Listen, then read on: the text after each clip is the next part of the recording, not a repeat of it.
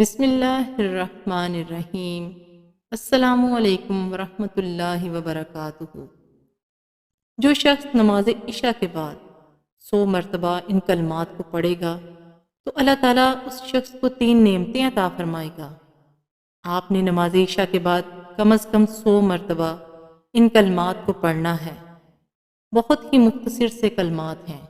کلمات یہ ہیں: بسم اللہ الرحمن الرحیم، سبحان اللہ والحمد للہ ولا الہ الا اللہ واللہ اکبر ولا حول ولا قوۃ الا باللہ العلی العظیم۔